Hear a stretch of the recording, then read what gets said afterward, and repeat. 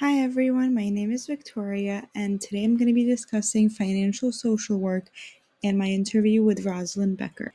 A financial social worker helps improve the financial well being of individuals, families, and communities, especially those who are financially vulnerable.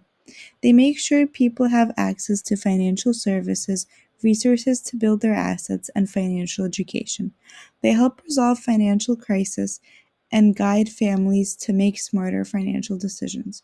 A financial social worker requires specific training and advanced education. At every level of this profession, workers need to comply with state licensing requirements. Some requirements include Masters of Social Work, Bachelors of Social Work, or Certified Financial Social Worker. When it comes to client status, financial social work clients can be at different levels of their financial journey. Some clients are stable and are looking for ways to improve their financial situation, while others have immediate financial crises like debt. When it comes to length of engagement, time spent with each client varies. For some, it can be a one-time meeting for quick assistance. For others, it can be long-term and include regular counseling sessions to work through financial challenges over time. When it comes to objective of sessions, most of the time, the goals of each session are set mutually by the client and the financial social worker. When it comes to dialogue, the conversations can be informative and reflective. The worker provides guidance and encourages clients to think about their own values and behaviors when it comes to money. This self-reflection helps clients understand their financial habits.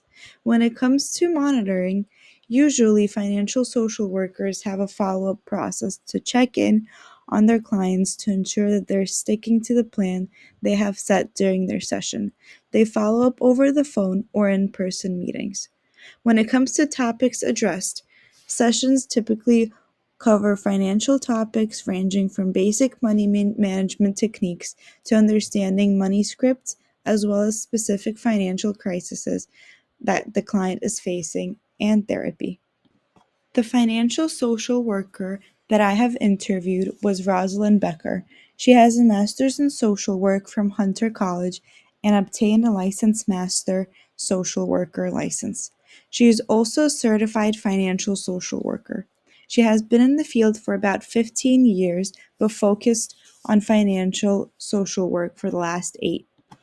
During our interview, I asked her how she got started in this profession. She answered that she first started as a regular social worker when she discovered financial social work.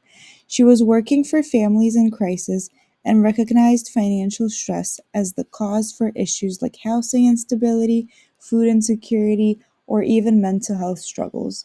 She realized that the financial aspect of it was not addressed in the right way and decided to go for training in financial literacy and coaching, and she's been doing it ever since. She told me that you need a bachelor's or a master's in social work in order to become a financial social worker. Additionally, you need training and a license to be a certified financial social worker in the state of New York. You need to know financial literacy and how people interact with money in different socioeconomic contexts. When it comes to skills, she said, you need a deep understanding of human behavior as well as crisis management and coaching skills. She also mentioned being culturally competent and emotionally intelligent since financial issues can be linked to deeper issues that require empathy. When I asked her what her typical day or week at work was, she told me that she usually has several one-on-one meetings with her clients. Right now, she's working on a case of a family of 4 who are trying to manage their debt of $30,000 after the loss of their husband and father. Afterwards, she hosts a financial coaching meeting at the community center where she works. She connects clients with local food banks, social services, and community organizations that can help with financial needs. She also helps unemployed clients find their job and goes through the whole process with them. A big part of her job involves paperwork and documenting clients' interactions and progress. When I asked how she integrated the psychology of money into her work, she said, "The psychology of money is a huge part of my job. Everyone's relationship to money is shaped by their culture and their personal experience, so it's important to understand the emotional side of finances. At my job, I integrate financial education, focusing on self reflection. This helps my clients learn about their money scripts and how they affect their behaviors. By doing so, I try to help them change their approach to money."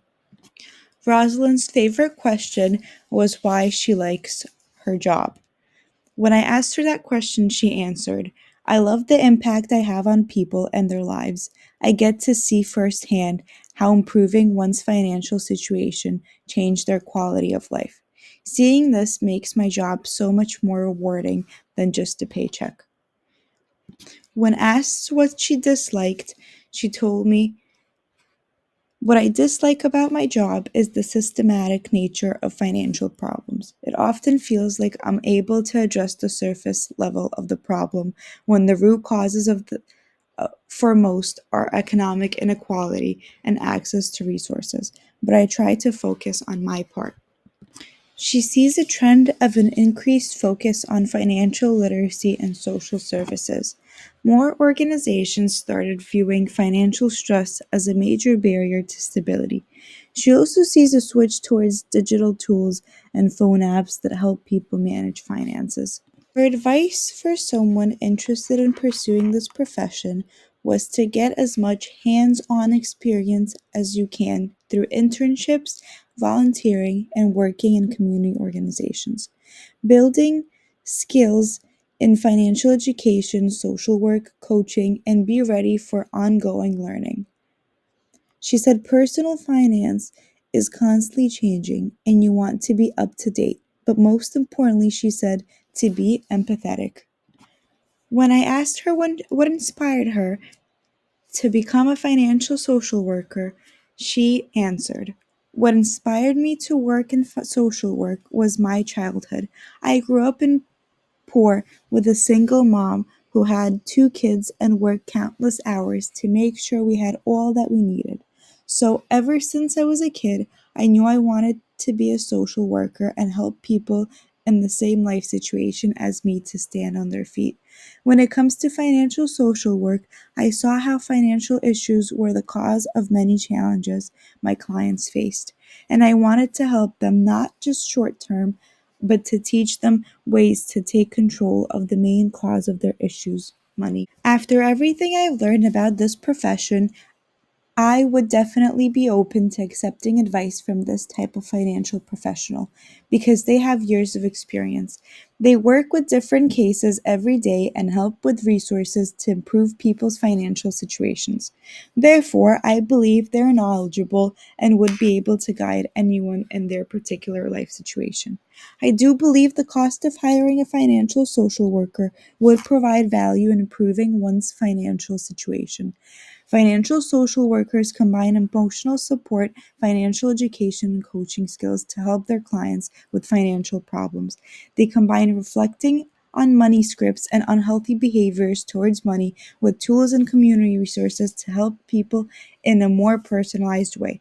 So even if it's not someone like me, many people would gain a lot from their services. Another financial professional I would benefit from interacting with is a certified financial planner. They specialize in creating financial plans like budgeting, investments, retirement planning, and tax strategies. As someone who already has a stable income, I can learn how to grow my assets and plan for the future. Thank you for listening.